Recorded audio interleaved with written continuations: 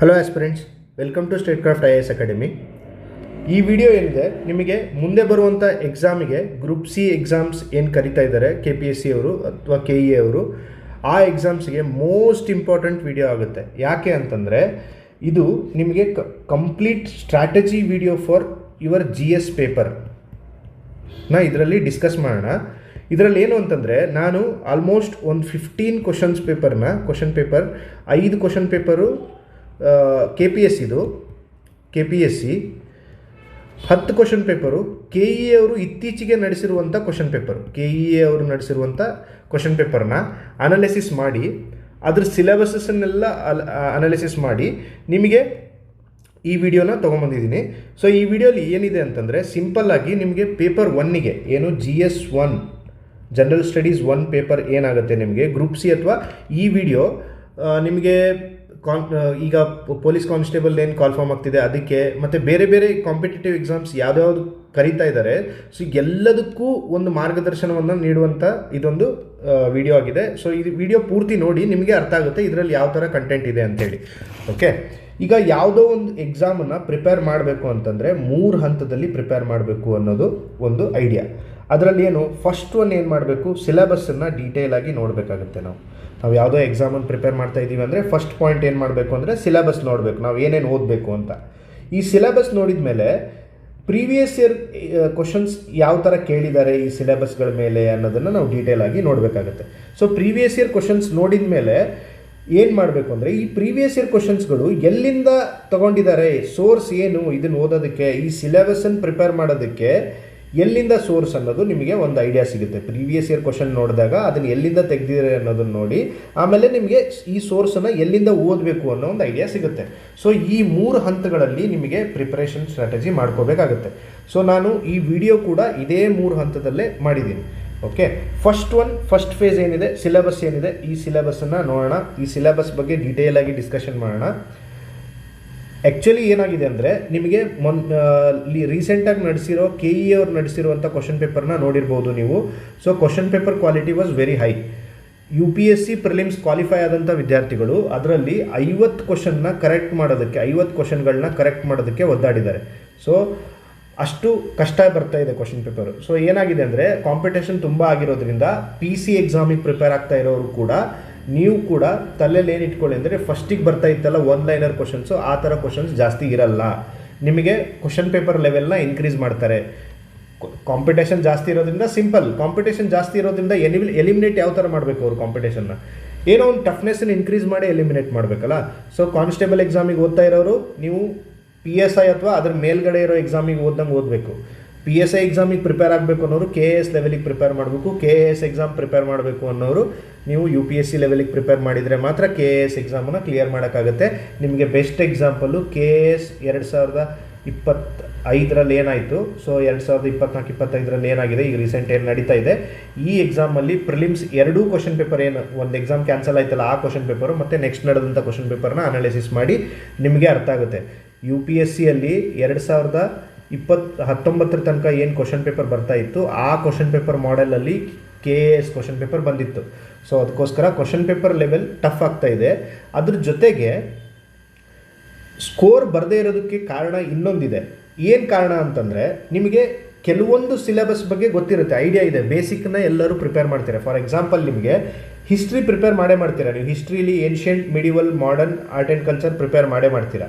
ಅದೇ ಥರ ಜಿಯೋಗ್ರಫಿ ಮಾಡ್ತೀರಾ, ಪಾಲಿಟಿಕ್ ಪ್ರಿಪೇರ್ ಮಾಡ್ತೀರಾ, ಎಕಾನಮಿ ಪ್ರಿಪೇರ್ ಮಾಡ್ತೀರಾ, ಸೈನ್ಸ್ ಆ್ಯಂಡ್ ಟೆಕ್ಕು ಓದಿರ್ತೀರಾ.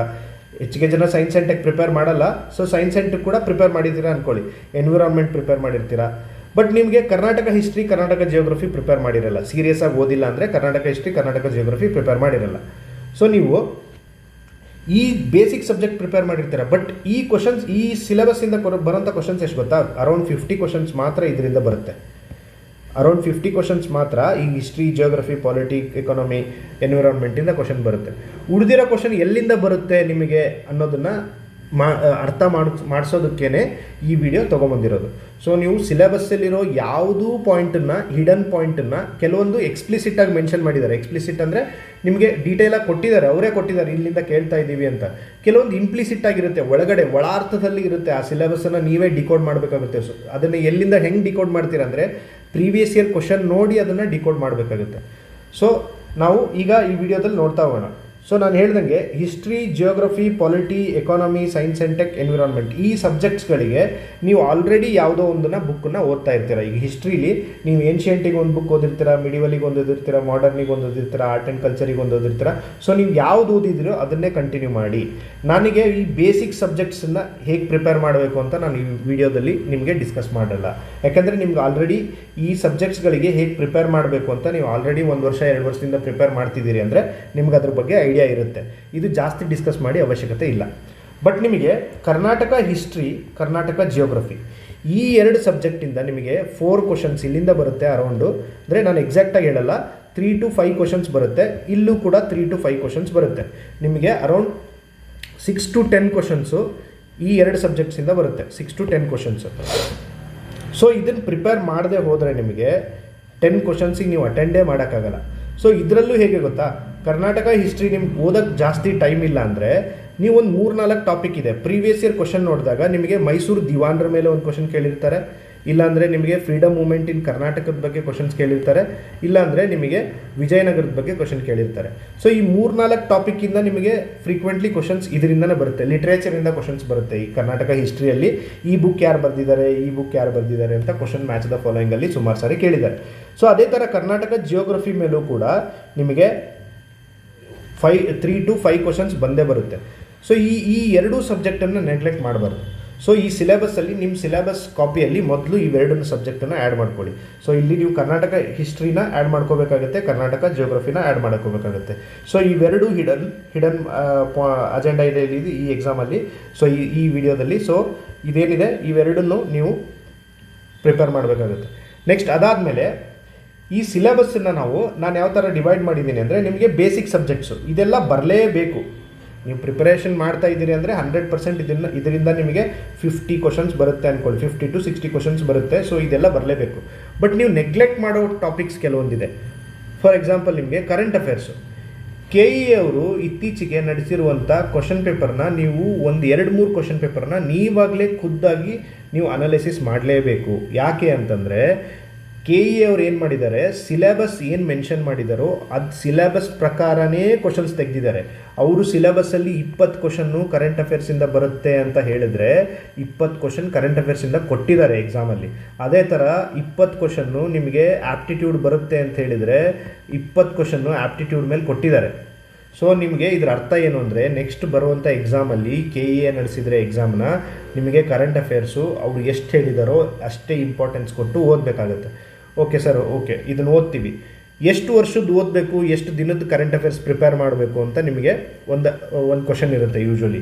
ನೀವು ಈಗ ಲೆಟ್ಸೇ ಎಕ್ಸಾಮ್ ನಿಮಗೆ ಜುಲೈ ಆಗಸ್ಟಲ್ಲಿ ನಡೆಯುತ್ತೆ, 2026 ಜುಲೈ ಆಗಸ್ಟಲ್ಲಿ ಹೋಪ್ಫುಲಿ ನಡೆಯುತ್ತೆ ಅಂದ್ಕೊಂಡ್ರೆ ನೀವು 1.5 ವರ್ಷದ ಕರೆಂಟ್ ಅಫೇರ್ಸ್ನ ಪ್ರಿಪೇರ್ ಮಾಡಲೇಬೇಕಾಗುತ್ತೆ. ಸೊ ಜನವರಿ 2025ಇಂದ ನಿಮಗೆ state related current affairs, national related current affairs ಎರಡನ್ನೂ ಓದಲೇಬೇಕಾಗುತ್ತೆ. ನೀವು ಕರೆಂಟ್ ಅಫೇರ್ಸ್ 2025 ಜನವರಿಯಿಂದ ನಿಮಗೆ ಎಲ್ಲಿವರೆಗೂ ಎಕ್ಸಾಮ್ ಆಗುತ್ತೋ ಅಲ್ಲಿವರೆಗೂ ಪ್ರಿಪ್ರೇಷನ್ ಮಾಡಲೇಬೇಕಾಗುತ್ತೆ. ನಿಮಗೀಗ ಮಂತ್ಲಿ ಮ್ಯಾಗ್ಝಿನ್ ಓದೋಕ್ಕಾಗಲ್ಲ ಹಳೇದು. ಸೊ ನೀವು ಇಯರ್ಲಿ ಮ್ಯಾಗ್ಝಿನ್ ಯಾವುದಾದ್ರೂ ಒಂದು ತೊಗೊಳ್ಳಿ. ಓಕೆ, ಇಯರ್ಲಿ ಮ್ಯಾಗ್ಝಿನ್ ಯಾವುದಿದೆಯೋ ನೋಡಿ ತೊಗೊಳ್ಳಿ, ಒಂದು ಇಯರ್ಲಿ ಮ್ಯಾಗ್ಝಿನ್ ಓದಿ. ಆಮೇಲೆ ಈ ವರ್ಷ ಜನವರಿಯಿಂದ ನಿಮಗೆ ಕರೆಂಟ್ ಅಫೇರ್ಸ್ ಮ್ಯಾಗ್ಝಿನ್ ಓದಿ. ಸ್ಟೇಟ್ ಕ್ರಾಫ್ಟ್ ಕಡೆಯಿಂದನೂ ಕೂಡ ಕರೆಂಟ್ ಅಫೇರ್ಸ್ ಮ್ಯಾಗ್ಝಿನ್ ಬರ್ತಾ ಇದೆ, ವೀಡಿಯೋಸ್ ಕೂಡ ಬಂದಿದೆ, ಅದನ್ನು ಕೂಡ ನೀವು ಪರ್ಚೇಸ್ ಮಾಡ್ಬೋದು. ಅದೇ ಥರ ನಿಮ್ಮ ಕರೆಂಟ್ ಅಫೇರ್ಸ್ ಆದಮೇಲೆ ನೆಕ್ಸ್ಟ್ ಇಂಪಾರ್ಟೆಂಟ್ ಪಾಯಿಂಟ್ ಯಾವುದು ಅಂದರೆ ಬಜೆಟ್. ನಿಮಗೆ ಕರ್ನಾಟಕ ಗೌರ್ಮೆಂಟ್ ಎಕ್ಸಾಮಿಗೆ ಓದಬೇಕಾದ್ರೆ ಒಂದು ಡಿಸ್ಅಡ್ವಾಂಟೇಜ್ ಏನು ಅಂತಂದರೆ, ಇಲ್ಲಿ 2 ಬಜೆಟನ್ನು ಪ್ರಿಪೇರ್ ಮಾಡಬೇಕಾಗುತ್ತೆ. ನೀವು ಕರ್ನಾಟಕ ಬಜೆಟನ್ನು ನೋಡ್ಕೋಬೇಕಾಗುತ್ತೆ, ಇಂಡಿಯಾ ಬಜೆಟ್ ಕೂಡ ನೋಡ್ಕೋಬೇಕಾಗುತ್ತೆ. ಬಟ್ ಇನ್ಡೆಪ್ತ್ ನೋಡುವಂಥ ಅವಶ್ಯಕತೆ ಇರಲ್ಲ ಬಜೆಟಲ್ಲಿ. ಬಜೆಟಲ್ಲಿ ಏನು ನೋಡಬೇಕು ಅಂದರೆ ಮೇಜರ್ ನಂಬರ್ಸ್ ನೋಡಬೇಕು. ಈಗ ಕಂಪ್ಲೀಟ್ ಬಜೆಟ್ ಗಾತ್ರ ಎಷ್ಟಿದೆ, ಫಿಸ್ಕಲ್ ಡೆಫಿಸಿಟ್ ಎಷ್ಟಿದೆ, ರೆವಿನ್ಯೂ ಡೆಫಿಸಿಟ್ ಎಷ್ಟಿದೆ, ಓಕೆ, ಈ ಥರದ್ದು ಕೆಲವೊಂದು ಪಾಯಿಂಟ್ ನೋಡ್ಕೋಬೇಕಾಗುತ್ತೆ. ಅದ್ರ ಜೊತೆಗೆ ಸ್ಕೀಮ್ಸ್ಗಳ ಬಗ್ಗೆ ನೋಡ್ಕೋಬೇಕಾಗುತ್ತೆ. ಇವೆರಡನ್ನೇ ಮಾತ್ರ ನೋಡ್ಕೋಬೇಕಾಗುತ್ತೆ. ನಿಮಗೆ ಬಜೆಟ್ ಮೇಲೆ ಸ್ಟೇಟ್ ಕ್ರಾಫ್ಟ್ ಕಡೆಯಿಂದ ನಿಮಗೆ ವೀಡಿಯೋಸ್ ಬಂದಿದೆ, ಹಳೆ ವೀಡಿಯೋಸ್ ಕೂಡ ಬಂದಿದೆ ಹೋದ ವರ್ಷದ್ದೆಲ್ಲ. ಸೊ ಈ ವರ್ಷ ಕೂಡ ಈ ವಿಡಿಯೋ ಬೇಕು ಅಂದರೆ ಕಮೆಂಟ್ ಬಾಕ್ಸಲ್ಲಿ ಕಮೆಂಟ್ ಹಾಕಿ ನಾವು ವಿಡಿಯೋ ಮಾಡಿಕೊಡ್ತೀವಿ. ನೆಕ್ಸ್ಟ್ ಅದೇ ಥರ ಎಕನಾಮಿಕ್ ಸರ್ವೆ ಮೇಲೆ ನಿಮಗೆ ಇಂಡಿಯನ್ ಎಕನಾಮಿಕ್ ಸರ್ವೆ ಕೂಡ ಪ್ರಿಪೇರ್ ಮಾಡಬೇಕಾಗುತ್ತೆ, ಕರ್ನಾಟಕ ಎಕನಾಮಿಕ್ ಸರ್ವೆ ಕೂಡ ಪ್ರಿಪೇರ್ ಮಾಡಬೇಕಾಗುತ್ತೆ. ಸೊ ಈ ಬಜೆಟ್ ಆ್ಯಂಡ್ ಎಕನಾಮಿಕ್ ಸರ್ವೆ ಎರಡೂ ಸೇರಿಸಿ ನಿಮಗೆ 5 to 10 ಕ್ವಶನ್ಸ್ ಬರುವಂಥ ಚಾನ್ಸಸ್ ಇರುತ್ತೆ. ಯಾಕಂದರೆ ಇದರಲ್ಲಿ ಸ್ಕೀಮ್ಗಳು ಇನ್ಕ್ಲೂಡ್ ಆಗಿರುತ್ತೆ. ಸ್ಕೀಮ್ ಮೇಲೆ ನಿಮ್ಗೆ 3 ಕ್ವಶನ್ಸ್ ಅಂತೂ ಇದ್ದೇ ಇರುತ್ತೆ ಸ್ಕೀಮ್ಸ್ ಮೇಲೆ. ಸೊ ಅದಕ್ಕೋಸ್ಕರ ಏನಾಗುತ್ತೆ, ನಿಮಗೆ ಬಜೆಟ್ ಮತ್ತು ಎಕನಾಮಿಕ್ ಸರ್ವೆ ಪ್ರಿಪೇರ್ ಮಾಡಲೇಬೇಕು. ಈ ಪ್ರಿಪೇರ್ ಮಾಡಬೇಕಾದ್ರೆ ನಿಮಗೆ ಆಲ್ರೆಡಿ ಸ್ಟೇಟ್ ಕ್ರಾಫ್ಟ್ ನಿಮಗೆ ಯೂಟ್ಯೂಬ್ ಚಾನಲಲ್ಲಿ ಕರ್ನಾಟಕ ಎಕನಾಮಿಕ್ ಸರ್ವೆ ಮೇಲೆ ನಿಮಗೆ ವೀಡಿಯೋಸ್ ಇದೆ. ಅದೇ ಥರ ಇಂಡಿಯನ್ ಎಕನಾಮಿಕ್ ಸರ್ವೆ ಮೇಲೆ ಕೂಡ ಬೇಕಿದ್ದರೆ ವಿಡಿಯೋ ಮಾಡ್ಕೊಳ್ಳೋಣ. ಕಮೆಂಟ್ ಬಾಕ್ಸಲ್ಲಿ ಕಮೆಂಟ್ ಹಾಕಿ ನಿಮ್ದೇನು ರಿಕ್ವೈರ್ಮೆಂಟ್ ಇದ್ದರೆ. ಅದೇ ಥರ ನೆಕ್ಸ್ಟ್ ಏನಂದರೆ ನಿಮಗೆ ಸ್ಕೀಮ್ಸು, ನಾನು ಆಲ್ರೆಡಿ ಹೇಳಿದೆ, ಸ್ಕೀಮ್ಸ್ ನೀವು ಎಕ್ಸ್ಟ್ರಾ ಪ್ರಿಪೇರ್ ಮಾಡಬೇಕು ಅಂತೇನಿಲ್ಲ. ನೀಟಾಗಿ ಎಕನಾಮಿಕ್ ಸರ್ವೆ ಮತ್ತು ಬಜೆಟನ್ನು ಪ್ರಿಪೇರ್ ಮಾಡಿದ್ರೆ ನಿಮ್ಮ ಸ್ಕೀಮ್ಸು ಅದರಲ್ಲೇ ಕವರ್ ಆಗಿಬಿಡುತ್ತೆ. ಓಕೆ, ನೆಕ್ಸ್ಟ್ ಇದೆಲ್ಲ ಆದಮೇಲೆ ನಿಮಗೆ ಇನ್ನೊಂದು ನೀವು ಬಿಟ್ಟು ಹೋಗುವಂಥ ಟಾಪಿಕ್ ಯಾವುದು ಅಂದರೆ ಸೆನ್ಸಸ್. 2011 ಸೆನ್ಸಸ್ ಮೇಲೆ ಎಲ್ಲ ಎಕ್ಸಾಮಲ್ಲೂ ನಿಮಗೆ 1 ಅಥವಾ 2 ಕ್ವಶನ್ನು ಬಂದೇ ಬರುತ್ತೆ. 1 ಕ್ವಶನ್ ಅಥವಾ 1ರಿಂದ 2 ಕ್ವಶನ್ನು ಬಂದೇ ಬರುತ್ತೆ. ಸೊ ನೀವು 1ರಿಂದ 2 ಕ್ವಶನ್ ಫ್ರೀ ಇಟ್ ಕ್ವಶನ್ಸ್ ಇದನ್ನು ಬಿಡಬಾರ್ದು. ಸೊ 2 ಕರೆಕ್ಟ್ ಆಗಬೇಕಂದ್ರೆ ಒಂದು ಸಾರಿ ನೀವೇನಾದ್ರು ಸೆನ್ಸಸ್ 2011 ಒಂದು ರಿಪೋರ್ಟನ್ನು ಓದಿ ಪ್ರಿಪೇರ್ ಮಾಡಿದ್ರೆ ನಿಮ್ಗೆ ಕಂಪ್ಲೀಟಾಗಿ ಇದು 2 ಕ್ವಶನ್ಸ್ ಯಾವಾಗಲೂ ನಿಮ್ಮ ಪಾಕೆಟಲ್ಲಿ ಇರುತ್ತೆ. ನಿಮಗೆ ಈ ಸೆನ್ಸಸ್ ಮೇಲೆ ಡಾಕ್ಯುಮೆಂಟ್ ಬೇಕು ಅಥವಾ ವೀಡಿಯೋಸ್ ಬೇಕು ಅಂದರೆ ಪ್ಲೀಸ್ ಕಮೆಂಟ್ ಬಾಕ್ಸಲ್ಲಿ ನಿಮ್ಗೆ ಇದರಲ್ಲಿ ನಾವು ಡಿಸ್ಕಸ್ ಮಾಡ್ತಾ ಇರೋದ್ರಲ್ಲಿ ಯಾವುದಾದ್ರೂ ಕೋರ್ಸ್ ಬೇಕು ಅಂದರೆ ನೀವು ನಮ್ಗೆ ತಿಳಿಸಿ, ಅದ್ರ ಮೇಲೆ ಕೋರ್ಸ್ ತರೋದಕ್ಕೆ ಪ್ರಯತ್ನ ನಾವು ಮಾಡ್ತೀವಿ. ಓಕೆ, ನೆಕ್ಸ್ಟ್ ಅದಾದಮೇಲೆ ಈಗ ನೋಡಿ ಬೇಸಿಕ್ಸ್ ಡಿಸ್ಕಸ್ ಮಾಡಿದ್ವಿ. ಈ ಬೇಸಿಕ್ಸನ್ನು ನಾನೇನು ಹೇಳಿದೆ, ನೀವು ಆಲ್ರೆಡಿ ಯಾವ ಬುಕ್ ಓದ್ತಾ ಇದ್ದೀರೋ ಅದನ್ನೇ ಬುಕ್ ಕಂಟಿನ್ಯೂ ಮಾಡಿ, ರಿವೈಸ್ ಮಾಡಿ, ಮಲ್ಟಿಪಲ್ ಟೈಮ್ ರಿವಿಷನ್ ಮಾಡಿ. ಅದ್ರ ಜೊತೆಗೆ ಕರ್ನಾಟಕ ಹಿಸ್ಟ್ರಿ, ಕರ್ನಾಟಕ ಜಿಯೋಗ್ರಫಿನ ಮಿಸ್ ಮಾಡಬೇಡಿ. ಅದಾದಮೇಲೆ ನಿಮಗೆ ಕರೆಂಟ್ ಅಫೇರ್ಸ್ ಬಗ್ಗೆ ನಾನು ಹೇಳಿದೆ. ಇದು ಕರೆಂಟ್ ಅಫೇರ್ಸ್ ಸೆಕ್ಷನ್ಸ್. ಇದು ಕರೆಂಟ್ ಅಫೇರ್ಸ್ ಸೆಕ್ಷನ್. ಇದು ಸಿಲೆಬಸ್ಸನ್ನು ಡಿಸ್ಕಸ್ ಮಾಡ್ತಾ ಇದ್ದೀವಿ. ನಾವಿನ್ನೂ ಪ್ರೀವಿಯಸ್ ಇಯರ್ ಕ್ವಶನಿಗೆ ಹೋಗಿಲ್ಲ. ಸಿಲೆಬಸ್ಸಲ್ಲಿ ನೀವು ಕರೆಂಟ್ ಅಫೇರ್ಸ್ ರಿಲೇಟೆಡಲ್ಲಿ ಕರೆಂಟ್ ಅಫೇರ್ಸ್ ಜನವರಿ 2025 ಮಾಡಬೇಕು, ಬಜೆಟ್ ಮಾಡಬೇಕು, ಸರ್ವೆ ಮಾಡಬೇಕು, ಸ್ಕೀಮ್ಸ್ ಮತ್ತು ಸೆನ್ಸಸ್ ಮಾಡಬೇಕು. ಇದಾದಮೇಲೆ ನಿಮಗೆ ನೆಕ್ಸ್ಟ್ ಮೇಜರ್ ಪೋರ್ಷನ್ ಯಾವುದು ಅಂತಂದರೆ ಮೆಂಟಲ್ ಎಬಿಲಿಟಿ. ಮೊನ್ನೆ KEA ಅವ್ರು ನಡೆಸಿರುವಂಥ ಒಂದು ಎಕ್ಸಾಮಲ್ಲಿ ಅವ್ರು ಹೇಳಿದರು 20 ಕ್ವಶನ್ಸ್ ಮೆಂಟಲ್ ಎಬಿಲಿಟಿ ಬರುತ್ತೆ ಅಂತ. 20 ಕ್ವಶನ್ಸ್ ಮೆಂಟಲ್ ಎಬಿಲಿಟಿ ಬಂದಿದೆ. ಅದೇ ಥರ ನೆಕ್ಸ್ಟ್ ಬರುವಂಥ ಎಕ್ಸಾಮಲ್ಲಿ ನಿಮಗೆ 10ರಿಂದ 15 ಕ್ವಶನ್ಸು ಮೆಂಟಲ್ ಎಬಿಲಿಟಿ ಕ್ವಶನ್ಸ್ ಇದ್ದೇ ಇರುತ್ತೆ. ಇಲ್ಲಿ ನೀವೇನಾದ್ರು ಮೆಂಟಲ್ ಎಬಿಲಿಟಿ ಸ್ಕಿಪ್ ಮಾಡ್ಕೊಂಡು ಹೋದರೆ ನಿಮಗೆ 15 ಕ್ವಶನ್ಸು ಕಂಪ್ಲೀಟ್ಲಿ ನೀವು ಔಟ್ ಆಫ್ ದ ಕಾಂಪಿಟೇಷನ್ ಆಗಿಬಿಡ್ತೀರ. ಅದರಲ್ಲೇ 15 ಕ್ವಶನ್ಸ್ ಬಂದರೆ ಯಾರು ಪ್ರಿಪೇರ್ ಮಾಡಿಲ್ಲ ಅಂದರೆ ನೀವು ಅಲ್ಲೇ ಕಾಂಪಿಟೇಷನಿಂದ ಹೊರಗಡೆ ಹೋಗ್ಬಿಡ್ತೀರ. ಸೊ ಅದಕ್ಕೋಸ್ಕರ ಇದನ್ನು ಪ್ರಿಪೇರ್ ಮಾಡಲೇಬೇಕು ನೀವು.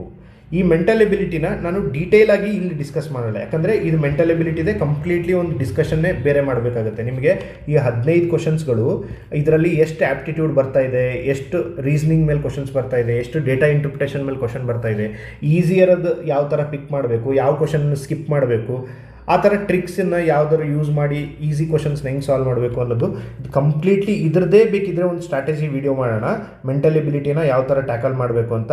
ಯಾಕಂದರೆ ಆರ್ಟ್ಸ್ ಕಾಮರ್ಸ್ ಬ್ಯಾಕ್ಗ್ರೌಂಡ್ ಅವ್ರಿಗೆ, ಈವನ್ ಸೈನ್ಸ್ ಬ್ಯಾಕ್ಗ್ರೌಂಡ್ ಅವ್ರಿಗೂ ಕೂಡ ಕೆಲವೊಂದು ಸಾರಿ ಈ ಮೆಂಟಲ್ ಎಬಿಲಿಟಿನ ಬಿಟ್ಟು ಹೋಗ್ತೀರಾ. ಸೊ ಇದರಲ್ಲಿ ಏನಾಗುತ್ತೆ, ನಿಮಗೆ 15 ಕ್ವಶನ್ಸ್ವರೆಗೂ ಸಮಸ್ಯೆ ಆಗುತ್ತೆ. ಓಕೆ, ಇಲ್ಲೇನಾದ್ರು 15 ಕ್ವಶನ್ ಹೋದರೆ ಔಟ್ ಆಫ್ ದ ಕಾಂಪಿಟೇಷನ್ ಅಷ್ಟೇ. ಓಕೆ, ನೆಕ್ಸ್ಟ್ ಇದು 2 ಆಯ್ತು. ಇದು 3 ಡಿಸ್ಕಸ್ ಮಾಡಿದ್ವಿ ನಾವು. ಬೇಸಿಕ್ ಸಿಲೆಬಸ್ ಡಿಸ್ಕಸ್ ಮಾಡಿದ್ವಿ, ಕರೆಂಟ್ ಅಫೇರ್ಸ್ ರಿಲೇಟೆಡ್ ಡಿಸ್ಕಸ್ ಮಾಡಿದ್ವಿ, ನೆಕ್ಸ್ಟ್ ಮೆಂಟಲ್ ಎಬಿಲಿಟಿ ಬಗ್ಗೆ ಡಿಸ್ಕಸ್ ಮಾಡಿದ್ವಿ. ಇದರಲ್ಲಿ ಕ್ವಾಂಟ್ ರೀಸನಿಂಗ್, ಡೇಟಾ ಇಂಟರ್ಪ್ರಿಟೇಷನ್ ಮೇಲೆ ಬರುತ್ತೆ. ಸೊ ನಿಮಗೆ ಇದ್ರ ಮೇಲೆ ಮೆಂಟಲ್ ಎಬಿಲಿಟಿ ಮೇಲೆ ಬೇಕು ಅಂತಂದರೆ ಅದನ್ನು ಕೂಡ ಕಮೆಂಟ್ ಬಾಕ್ಸಲ್ಲಿ ತಿಳಿಸಿ. ಅದ್ರ ರಿಲೇಟೆಡ್ ಸ್ಟ್ರಾಟಜಿ ವೀಡಿಯೋನ ಬೇಕಿದ್ರೆ ಮಾಡೋಣ. ಯಾವ್ಯಾವ ಟಾಪಿಕ್ ಮೆಂಟಲ್ ಎಬಿಲಿಟಿಲಿ ಇಂಪಾರ್ಟೆಂಟ್ ಅಂತಾರೆ ಅದ್ರ ರಿಲೇಟೆಡ್ ಬೇಕಿದ್ರೆ ವೀಡಿಯೋಸ್ ಬೇಕಿದ್ರೂ ಮಾಡೋಣ. ಓಕೆ, ನೆಕ್ಸ್ಟ್ ಅದಾದಮೇಲೆ most important for group C exams related to KPSC and KEA ಯಾವುದು ಅಂತಂದರೆ ಇಲ್ಲಿ ನೋಡಿ.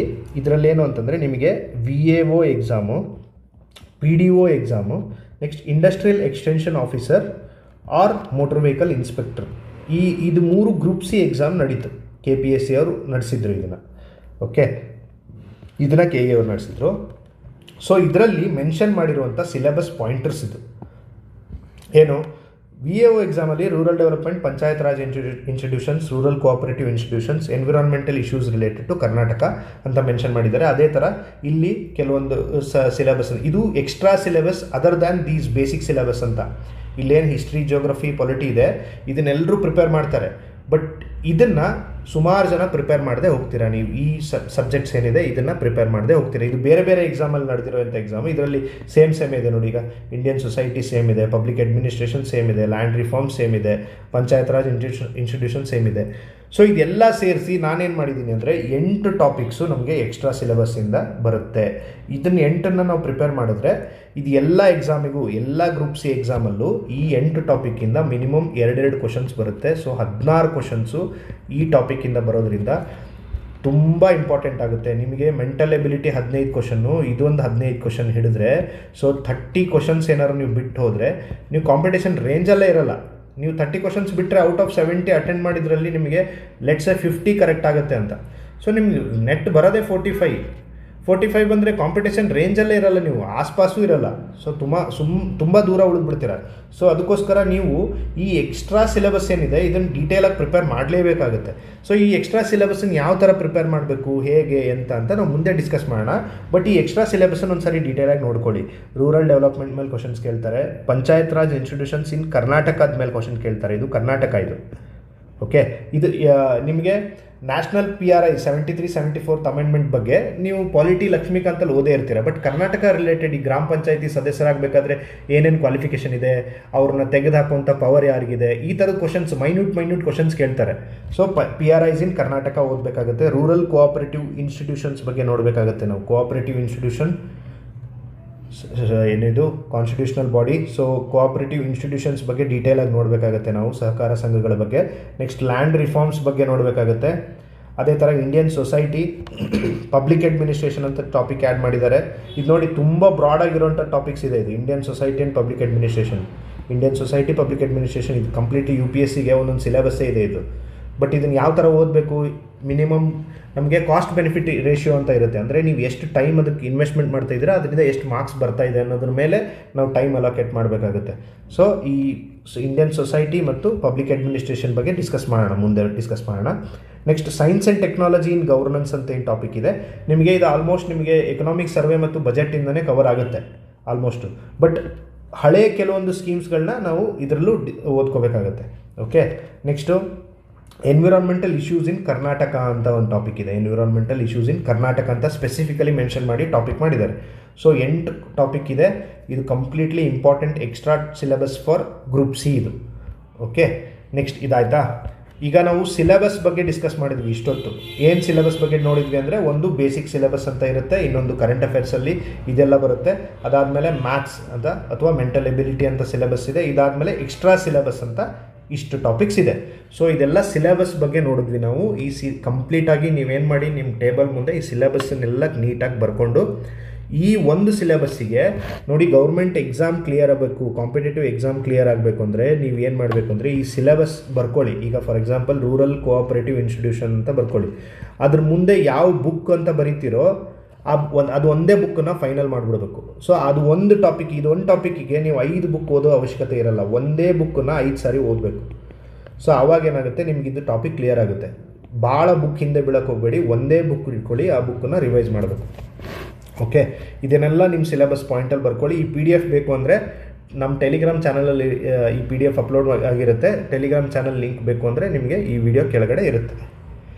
ನೆಕ್ಸ್ಟ್ ನಾವು ಸಿಲೆಬಸ್ ಡಿಸ್ಕಸ್ ಮಾಡಿದ್ವಿ. ಸಿಲೆಬಸ್ ಆದಮೇಲೆ ಏನು ಮಾಡಬೇಕು ಅಂದರೆ ಪ್ರೀವಿಯಸ್ ಇಯರ್ ಕ್ವಶನ್ಸ್ನ ನೋಡಬೇಕು. ಪ್ರೀವಿಯಸ್ ಇಯರ್ ಕ್ವಶನ್ ಎಲ್ಲಿಂದ ನೋಡಬೇಕು, ಯಾವ ಥರ ಮಾಡಬೇಕು ಪ್ರೀವಿಯಸ್ ಇಯರ್ ಕ್ವಶನ್ ಅಂತಂದರೆ ನೋಡಿ, subject wise previous year question ನೋಡಬೇಕಾಗುತ್ತೆ. ಈಗ ಫಾರ್ ಎಕ್ಸಾಂಪಲ್ ನೀವೀಗ ಪಾಲಿಟಿ ಅಂತ ಓದ್ತಾ ಇದ್ದರೆ, ಪಾಲಿಟಿ ಸಬ್ಜೆಕ್ಟ್ ಓದ್ತಿರ್ಬೇಕಾದ್ರೆ ನಿಮಗೆ ಪಾಲಿಟಿ ಸಬ್ಜೆಕ್ಟಲ್ಲೂ ಪಾರ್ಲಿಮೆಂಟ್ ಅಂತ ಚಾಪ್ಟರ್ ಓದ್ತಾ ಇದ್ದರೆ, ನೀವು ಪಾರ್ಲಿಮೆಂಟ್ ಚಾಪ್ಟರ್ ಓದ್ತಿರ್ಬೇಕಾದ್ರೆ ಅದನ್ನು ಓದಿದ ತಕ್ಷಣ ಪಾರ್ಲಿಮೆಂಟ್ ಚಾಪ್ಟರಲ್ಲಿ ನಿಮ್ಮ PC ಇಂದ KS ಅಥವಾ UPSCವರೆಗೂ ಯಾವ್ಯಾವ ಎಕ್ಸಾಮಲ್ಲಿ ಪಾರ್ಲಿಮೆಂಟ್ ಚಾಪ್ಟರ್ ಬಗ್ಗೆ ಕ್ವಶನ್ಸ್ ಬಂದಿದೆಯೋ ಒಂದು ಸಾರಿ ಎಲ್ಲ ಕ್ವಶನ್ ಸಾಲ್ವ್ ಮಾಡಿಬಿಟ್ರೆ ನಿಮಗೆ for ever parliament chapter cover ಆಗಿಬಿಡುತ್ತೆ. ಇದು ಕಂಪ್ಲೀಟಾಗಿ ನಿಮಗೆ ಇಲ್ಲಿ ಥಿಯರಿ ಓದಿರ್ತೀರ ಬುಕ್ಕಲ್ಲಿ, ಇಲ್ಲಿ ಬಂದು ನೀವು MCQ ಸಾಲ್ವ್ ಮಾಡಿದಾಗ ಇನ್ನೂ ಕ್ಲಾರಿಟಿ ಬಂದುಬಿಡುತ್ತೆ. ನಿಮಗೆ ಕ್ಲಾರಿಟಿ ಬಂದಾಗ ಏನಾಗುತ್ತೆ ಅಂದರೆ ಸೇಮ್ ಕ್ವಶನ್ಸ್ಗಳು ಎಕ್ಸಾಮಲ್ಲಿ ನಿಮಗೆ ಮುಂದೆ ಬರುವಂಥ ಎಕ್ಸಾಮಲ್ಲಿ ರಿಪೀಟ್ ಆಗೋ ಚಾನ್ಸಸ್ ಜಾಸ್ತಿ ಇರುತ್ತೆ. ನೀವು ಬೇಕಿದ್ದರೆ ಈವನ್ KEA ಅವ್ರು ನಡೆಸ್ತಿರುವಂಥ ರೀಸೆಂಟ್ ಎಕ್ಸಾಮ್ಸಲ್ಲಿರೋ ಕ್ವಶನ್ಗಳನ್ನ ನೋಡಿ. ಆಲ್ಮೋಸ್ಟ್ UPSCಯಿಂದ ಕ್ವಶನ್ಸ್ ತೆಗೆದಿದ್ದಾರೆ, ಆಮೇಲೆ KS KPSC ಬೇರೆ ಬೇರೆ ಎಕ್ಸಾಮ್ ಏನು ನಡೆದಿದೆ ಅಲ್ಲಿಂದ ಕ್ವಶನ್ಸ್ ಬಂದಿದೆ. ಸೊ ಅದು ಪ್ರೀವಿಯಸ್ ಇಯರ್ ಕ್ವಶನ್ಸ್ ಅದೇ ಮೋಸ್ಟ್ ಇಂಪಾರ್ಟೆಂಟ್ ಟಾಪಿಕ್ಸೇ ರಿಪೀಟ್ ಆಗ್ತಾ ಹೋಗುತ್ತೆ. ಓಕೆ, ನೆಕ್ಸ್ಟ್ ಅದಾದಮೇಲೆ ನೀವೀಗ ಇದರಲ್ಲಿ ಯಾವ್ಯಾವ exam related previous year question ಮಾಡಬೇಕು ಅಂದರೆ ಗ್ರೂಪ್ ಸಿ KPSC ಅವ್ರು KA ಅವ್ರು ಏನೇನು ನಡೆಸಿದ್ದಾರೆ ಅದೆಲ್ಲ ಕ್ವಶನ್ ಸಾಲ್ವ್ ಮಾಡಬೇಕು. PSI ಎಕ್ಸಾಮ್ ಏನೇನಾಗಿದೆ ಹಿಂದೆ ಅದ್ರದ್ದು ಪ್ರೀವಿಯಸ್ ಇಯರ್ ಕ್ವಶನ್ ಮಾಡಬೇಕು. FD ಎಕ್ಸಾಮ್ ಮಾಡಬೇಕು, SDA, PDO, KS ಪ್ರಿಲಿಮ್ಸ್ದು ಏನೇನಾಗಿದೆ ಅದೆಲ್ಲ ಸಾಲ್ವ್ ಮಾಡಬೇಕು. ಸೊ ಯಾವ್ದ್ಯಾವ್ದು ಪ್ರೀವಿಯಸ್ ಇಯರ್ ಕ್ವಶನ್ ಸಿಗುತ್ತೋ ನಿಮಗೆ ಇದನ್ನೆಲ್ಲ ಮಾಡಿ ಅದ್ರ ಜೊತೆಗೆ UPSC ನಡೆಸುವಂಥ CSC ಅಂದರೆ ಸಿವಿಲ್ ಸರ್ವಿಸಸ್ ಎಕ್ಸಾಮ್ ಏನು IAS IPS ಎಕ್ಸಾಮ್ ಇದೆ, CSC exam, next CDS exam ಮತ್ತು CAPF ಎಕ್ಸಾಮ್ ಏನು ನಡೆಯುತ್ತೆ ಸೆಂಟ್ರಲ್ ಆರ್ಮ್ ಫೋರ್ಸಸ್ದು. ಸೊ ಈ ಎಕ್ಸಾಮ್ಗಳದ್ದು ನೀವು ಕಂಪ್ಲೀಟಾಗಿ ಒಂದು 10 ವರ್ಷದ ಕ್ವಶನ್ ಪೇಪರ್ನ ಸಾಲ್ವ್ ಮಾಡಲೇಬೇಕಾಗುತ್ತೆ. ಈ ಪ್ರೀವಿಯಸ್ ಇಯರ್ ಕ್ವಶನ್ ಸಾಲ್ವ್ ಮಾಡಿದಾಗ ನಿಮ್ಮ ಟಾರ್ಗೆಟ್ ಏನಿರಬೇಕು ಅಂದರೆ ಎಲ್ಲ ಸಬ್ಜೆಕ್ಟ್ ಮೇಲೆ ಮಿನಿಮಮ್ 1000ದಿಂದ 2000 ಕ್ವಶನ್ ಸಾಲ್ವ್ ಮಾಡಬೇಕು. ಆವಾಗ ಏನಾಗುತ್ತೆ ನಿಮಗೆ ಆ ಸಬ್ಜೆಕ್ಟ್ ಮೇಲೆ ಕಂಪ್ಲೀಟಾಗಿ ಗ್ರಿಪ್ ಬಂದಿರುತ್ತೆ. 80 ಔಟ್ ಆಫ್ 100ನ ಆರಾಮಾಗಿ ತೊಗೋಬೋದು ಈ ಎಲ್ಲ ಸಬ್ಜೆಕ್ಟ್ಸನ್ನು ನೀವು ನೀಟಾಗಿ ಕ್ವಶನ್ ಸಾಲ್ವ್ ಮಾಡಿದಾಗ. ಓಕೆ, ನಿಮ್ಮ ಟಾರ್ಗೆಟ್ ಏನಿರಬೇಕು ಟೋಟಲ್ 10,000 ಕ್ವಶನ್ಸ್ ಅಂತ ಇಟ್ಕೋಬೇಕು previous year ಕ್ವಶನ್ಸ್ಗಳಿದ್ದು.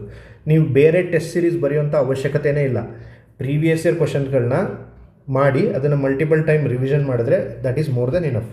Okay, previous year question source ಎಲ್ಲಿದೆ ಅಥವಾ ಈ ಟಾಪಿಕ್ ವೈಸ್ ಸೆಗ್ರಿಗೇಟೆಡ್ ಎಲ್ಲೆಲ್ಲಿದೆ ಅಂದರೆ ಫಸ್ಟ್ ಆಫ್ ಆಲ್ ನಿಮಗೆ ನಾವು ಯಾವುದು ಬುಕ್ಕನ್ನು ಪ್ರಮೋಟ್ ಮಾಡ್ತಾ ಇಲ್ಲ ಇದರಲ್ಲಿ. ನಿಮಗೆ ಜಸ್ಟ್ ಆಸ್ಪಿರೆಂಟ್ಸಿಗೆ ಹೆಲ್ಪ್ ಆಗಲಿ ಅಂತ ಈ ಬುಕ್ಕನ್ನು ಹೇಳ್ತಾ ಇದ್ದೀನಿ. ಸಪ್ನಾ ಪಬ್ಲಿಕೇಶನ್ ಅವರು ಏನು ಬುಕ್ಸ್ ತಂದಿದ್ದಾರೆ, history, geography, polity, economy, science and tech and GK ಅಂತ ಬುಕ್ ತಂದಿದ್ದಾರೆ. ಸೊ ಇದರಲ್ಲಿ ನಿಮಗೆ ಸಪ್ನಾ ಪಬ್ಲಿಕೇಶನ್ ಅವ್ರದ್ದು ಎಕ್ಸಾಮ್ ವೈಸ್ ಕ್ವಶನ್ ಮಾಡಿದ್ದಾರೆ. ಈಗ PC ಎಕ್ಸಾಮಲ್ಲಿ ಈ ಟಾಪಿಕ್ ಮೇಲೆ ಯಾವ್ಯಾವ ಕ್ವಶನ್ ಬಂದಿದೆ ಎಲ್ಲ ಕಡೆ ಒಂದೇ ಕಡೆ ಲಿಸ್ಟ್ ಮಾಡಿದ್ದಾರೆ. KS ಎಕ್ಸಾಮಲ್ಲಿ ಯಾವ ಥರ ಬಂದಿದೆ ಅದೆಲ್ಲ ಒಂದೇ ಕಡೆ ಲಿಸ್ಟ್ ಮಾಡಿದ್ದಾರೆ. ಸೊ ಆ ಥರ ಲಿಸ್ಟ್ ಮಾಡ್ತಾ ಹೋಗಿದ್ದಾರೆ. ಸೊ ಸಪ್ನಾ ಪಬ್ಲಿಕೇಶನ್ ಅವ್ರು ಕ್ವಶನ್ ಪೇಪರ್ನ ಸಾಲ್ವ್ ಮಾಡಿ. ಓಕೆ, ನೆಕ್ಸ್ಟ್ ಅದೇ ಥರ ನಿಮಗೆ ಯಾವ ಥರ ಕ್ವಶನ್ ಪೇಪರ್ ಸಾಲ್ವ್ ಮಾಡಬೇಕಾದ್ರೆ ನಿಮ್ಮ ತಲೆಯಲ್ಲಿ ಏನಿರಬೇಕು ಅಂದರೆ ಏನು question, what is this question ಅಂತ ನೋಡಬೇಕು ಮೊದಲು. ಅದಾದಮೇಲೆ ನಿಮಗೆ ಕ್ವಶನ್ಸ್ಗಳದ್ದು ಆಪ್ಷನ್ಸ್ ಏನೇನಿದೆ ಅಂತ ಕೂಡ ನೋಡಬೇಕು. ಯಾಕಂದರೆ ನಿಮ್ಮ ಮುಂದೆ ಬರೋ ಎಕ್ಸಾಮಲ್ಲಿ ಆ ಆಪ್ಷನ್ಗಳಿಂದ ಕ್ವಶನ್ಗಳನ್ನ ಫ್ರೇಮ್ ಮಾಡ್ತಾ ಇದ್ದಾರೆ. ಸೊ ಆಪ್ಷನ್ಗಳು ಕೂಡ ನೀಟಾಗಿ ನೋಡಿಕೊಂಡು ಆ ಕ್ವಶನನ್ನು ಯಾವ ಥರ ಫ್ರೇಮ್ ಮಾಡಿದ್ದಾರೆ, ಟ್ರ್ಯಾಪ್ ಎಲ್ಲಿ ಸೆಟ್ ಮಾಡಿದ್ದಾರೆ ಅಂತ ಅನಾಲಿಸಿಸ್ ಮಾಡಿದರೆ ನಿಮಗೆ ಬರೀ ಆನ್ಸರ್ ತಿಳ್ಕೊಳ್ಳೋದಕ್ಕೋಸ್ಕರ ಮಾತ್ರ ನೀವು ಪ್ರೀವಿಯಸ್ ಇಯರ್ ಕ್ವಶನ್ ನೋಡಬೇಕಾಗಿಲ್ಲ. ಅದನ್ನು ಕ್ವಶನ್ನ ಟ್ರ್ಯಾಪ್ ಎಲ್ಲಿ ಸೆಟ್ ಮಾಡಿದ್ದಾರೆ, ನಮ್ಗೆ ಕನ್ಫ್ಯೂಸ್ ಎಲ್ಲಿ ಮಾಡ್ತಿದ್ದಾರೆ ಅಂತ ನಿಮಗೇನಾರು ಅರ್ಥ ಆದರೆ ನೀವು ಆ ಕ್ವಶನ್ ಮಾಡೋದ್ರಲ್ಲಿ ತುಂಬ ಎಫಿಷಿಯೆಂಟಾಗಿ ಅದನ್ನು ಯುಟಿಲೈಸ್ ಮಾಡ್ಕೋತೀರ ಮುಂದೆ. ಓಕೆ, ಆಮೇಲೆ ಇನ್ನೊಂದೇನೆಂದರೆ ಕ್ವಶನ್ ಪೇಪರ್ ಮಾಡಬೇಕಾದ್ರೆ ನೀವು 50 ಕ್ವಶನ್ಸ್ ಒಂದೇ ಒನ್ ಗೋಲ್ಲಿ ಮಾಡಬೇಕಾಗುತ್ತೆ ಮಿನಿಮಮ್ ಇದು. ಯಾಕಂದರೆ ಎಕ್ಸಾಮಲ್ಲಿ ನಿಮಗೆ ಅದು ಮೆಂಟಲ್ ಫಟೀಗ್ ಅಂತ ಕರೀತಾರೆ. ನೀವು ಕಂಟಿನ್ಯೂಸ್ ಆಗಿ ಒಂದು 10 ಕ್ವಶನ್ ಮಾಡಿದ ತಕ್ಷಣ ನಿಮಗೆ ಬೇಜಾರು ಬಂದೋಗ್ಬಿಡುತ್ತೆ. ಸೊ ಮೈಂಡ್ ಏನು ಮಾಡುತ್ತೆ ಅಂದರೆ ಅವಾಗ ನೀಟಾಗಿ ಕ್ಲೀನಾಗಿ ಆ ಕ್ವಶನ್ ನೋಡೋಲ್ಲ, ಕ್ಲೀನಾಗಿ ನೋಡೋಕೆ ಹೋಗಲ್ಲ, ಅದನ್ನ ಅಬ್ಸರ್ವ್ ಮಾಡಲ್ಲ, ಟ್ರಾಪ್ಸ್ ಎಲ್ಲ ಐಡೆಂಟಿಫೈ ಮಾಡಲ್ಲ. ಅವಾಗ ಏನು ಮಾಡ್ತೀರಾ, ಸಿಲ್ಲಿ ಮಿಸ್ಟೇಕ್ ಮಾಡ್ತೀರಾ. ಈಗ ಕೆಳಗಿನವುಗಳು ಯಾವುದು ಸರಿಯಾಗಿಲ್ಲ ಅಂತ ಕ್ವಶನ್ ಕೇಳಿರ್ತಾರೆ, ಅವರು ಸರಿ ಇರೋದನ್ನು ಮಾರ್ಕ್ ಮಾಡ್ತೀರ ನೀವು. ಆ ಥರ ಆಗಬಾರ್ದು ಅಂದರೆ ಈ 50 ಕ್ವಶನ್ಸ್ ಮಿನಿಮಮ್, ಆ್ಯಕ್ಚುಲಿ 100 ಕ್ವಶನ್ಸ್ನೇ ಸಾಲ್ವ್ ಮಾಡಬೇಕು. ಯಾಕಂದರೆ ನೀವು ಎಕ್ಸಾಮಲ್ಲಿ 100 ಕ್ವಶನ್ಸ್ನೇ ಸಾಲ್ವ್ ಮಾಡ್ತಾ ಇರ್ತೀರ. 50 ಕ್ವಶನ್ಸ್ ಆದರೂ ನೀವು ಮಿನಿಮಮ್ ಮಾಡಲೇಬೇಕು ಒಂದು ಸಾರಿ ಕೂತ್ಕೊಂಡಾಗ ಕ್ವಶನ್ ಮಾಡಬೇಕಾದ್ರೆ. ಓಕೆ, ಪ್ರೀವಿಯಸ್ ಇಯರ್ ಕ್ವಶನ್ ಇದಾಯ್ತಾ. ನೆಕ್ಸ್ಟ್ ಅದಾದಮೇಲೆ ಯಾವ್ಯಾವ ಸಬ್ಜೆಕ್ಟಿಗೆ ಏನೇನು ಓದಬೇಕು ಅನ್ನೋದೊಂದು ಡಿಸ್ಕಸ್ ಮಾಡಿಬಿಡೋಣ. ಓಕೆ, ನಾನು ಬೇಸಿಕ್ ಸಬ್ಜೆಕ್ಟ್ಸ್ ಬಗ್ಗೆ ನಾನು ಹೇಳ್ದಂಗೆ ನಿಮ್ಗೆ ಇಲ್ಲೇನು ಬೇಸಿಕ್ ಸಬ್ಜೆಕ್ಟ್ಸ್ ಇದೆ ಇದ್ರ ಮೇಲೆ ನೀವು ಏನೇನು ಓದಿ ಅಂತ ನಾನು ಡಿಸ್ಕಸ್ ಮಾಡಲ್ಲ ಇದರಲ್ಲಿ. ಯಾಕಂದರೆ ನಿಮ್ದು ಆಲ್ರೆಡಿ ಸೋರ್ಸ್ ಇದೆ ಇದರಲ್ಲಿ. ಬಟ್ ನಾನು ಇದರ ರಿಲೇಟೆಡ್ ನಿಮಗೆ ಒಂದು ಡೀಟೇಲ್ ಆಗಿ ಎಲ್ಲ ಪ್ರೀವಿಯಸ್ ಇಯರ್ ಕ್ವಶನ್ನ ಅನಾಲಿಸಿಸ್ ಮಾಡಿದಾಗ ಕ್ವಶನ್ಸ್ ಎಲ್ಲಿಂದ ಬಂದಿದೆ ಅಂತ ನೋಡಿದಾಗ ನನಗೆ ಈ ಬುಕ್ಸ್ದು ಸೋರ್ಸಸ್ ಸಿಕ್ಕಿದೆ. ಓಕೆ, ಅದನ್ನು ನಾನು ನಿಮ್ಮ ಮುಂದೆ ಹೇಳ್ತಾ ಇದ್ದೀನಿ. ನಿಮ್ಗೆ ಇಷ್ಟ ಆದರೆ ಈ ಬುಕ್ಸನ್ನು ತೆಗೆದು ನೋಡಿ ಕ್ವಶನ್ಸ್ ಅಲ್ಲಿಂದ ಬಂದಿದೆ ಅಂತ ನಿಮಗೆ ರಿಯಲೈಸ್ ಆಗುತ್ತೆ. ಫಸ್ಟ್ ಒನ್, ರೂರಲ್ ಡೆವಲಪ್ಮೆಂಟ್ ಅನ್ನೋ ಒಂದು ಸಬ್ಜೆಕ್ಟ್ ಇದೆ. ರೂರಲ್ ಡೆವಲಪ್ಮೆಂಟ್ ಕ್ವಶನ್ಸ್ ಎಲ್ಲಿಂದ ಬರುತ್ತೆ ಅಂದರೆ ಕ್ಲಾಸ್ 11th ಎಕಾನಮಿ ಅಂತ ಬುಕ್ ಇದೆ. ಕ್ಲಾಸ್ 11th ಎಕಾನಮಿ ಬುಕ್ ಇದೆ. ಇದರಲ್ಲಿ ರೂರಲ್ ಡೆವಲಪ್ಮೆಂಟ್ ಅಂತ ಚಾಪ್ಟರ್ ಇದೆ. ಸೊ ಇದರಲ್ಲಿ ಕ್ವಶನ್ ಬರುತ್ತೆ. ಇಲ್ಲಾಂದರೆ ನಿಮಗೆ UPSCಗೆ ಇಂಡಿಯನ್ ಎಕಾನಮಿ ಅಂತ ಏನು ಬುಕ್ ಇದೆ ನೋಡಿ, UPSCಗೆ ಓದ್ತಿರೋರು Indian economy book, Ramesh Singh book ಇದೆ, ನಿಮಗೆ ಬೇರೆ ಬೇರೆ ಇನ್ಸ್ಟಿಟ್ಯೂಷನ್ಸ್ ಎಲ್ಲ ಬುಕ್ ಇದೆ, ಮೃಣಾಲದ್ದು ಬುಕ್ ಇದೆ. ಆ ಥರ ಬುಕ್ ಇರೋ ಬುಕ್ಕಲ್ಲಿ ರೂರಲ್ ಡೆವಲಪ್ಮೆಂಟ್ ಅನ್ನೋ ಒಂದು ಚಾಪ್ಟ್ರಲ್ಲಿ ನಿಮ್ಗೆ ಬರುವಂಥ ಸ್ಕೀಮ್ಸ್ಗಳು, ಬರುವಂಥ ಕೆಲವೊಂದು ಕಾನ್ಸೆಪ್ಟ್ಗಳು ನಿಮಗೆ ಎಕ್ಸಾಮಲ್ಲಿ ಕ್ವಶನ್ ಕೇಳ್ತಿದ್ದಾರೆ.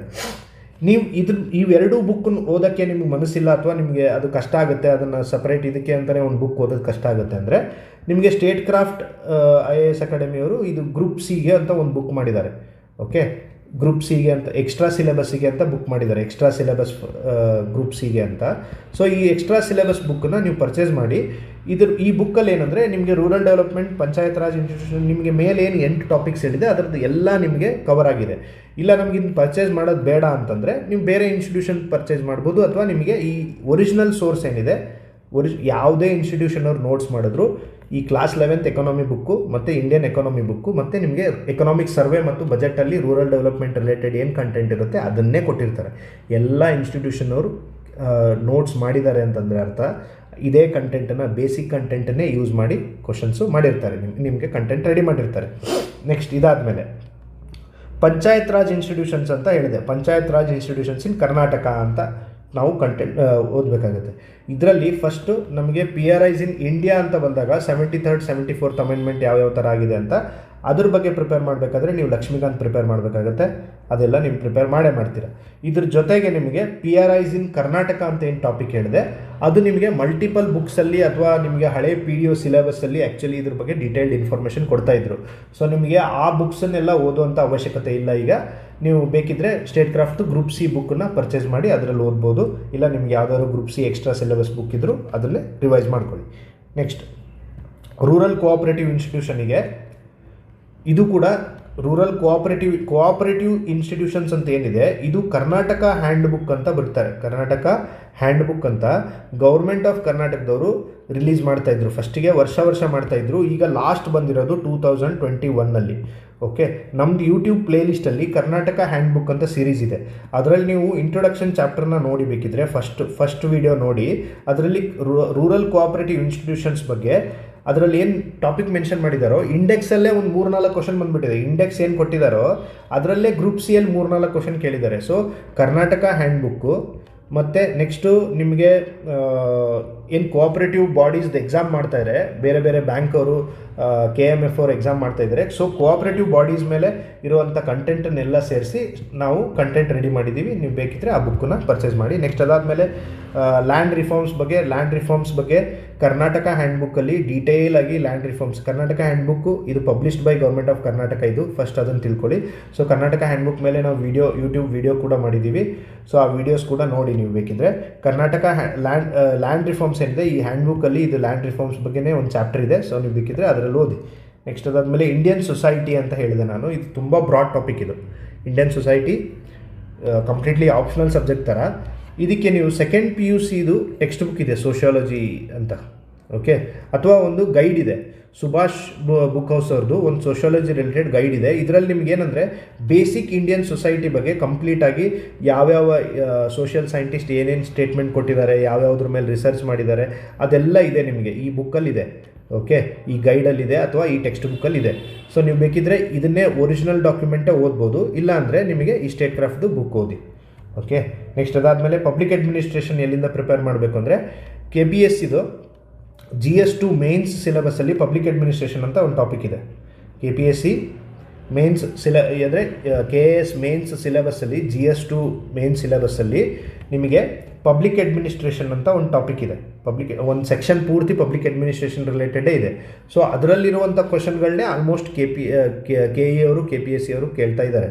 ಸೊ ಅದ್ರ ರಿಲೇಟೆಡ್ ನೋಟ್ಸ್ ಆದರೂ ಓದಿ. ನಿಮಗೆ KAS ನೋಟ್ಸು ಆನ್ಲೈನಲ್ಲಿ ತುಂಬ ಅವೈಲೇಬಲ್ ಇದೆ, ಅದನ್ನಾದರೂ ಪ್ರಿಪೇರ್ ಮಾಡಿ. ಅಥವಾ ಯಾವುದಾದ್ರು ನಿಮಗೆ ಎಕ್ಸ್ಟ್ರಾ ಗ್ರೂಪ್ ಸಿ ಸಿಲೆಬಸ್ಸಲ್ಲಿ ಏನಾದ್ರು ಮೆನ್ಷನ್ ಮಾಡಿದರೆ ಪಬ್ಲಿಕ್ ಅಡ್ಮಿನಿಸ್ಟ್ರೇಷನ್ ಅದು ಪ್ರಿಪೇರ್ ಮಾಡಿ. Okay, next science and technology in governance.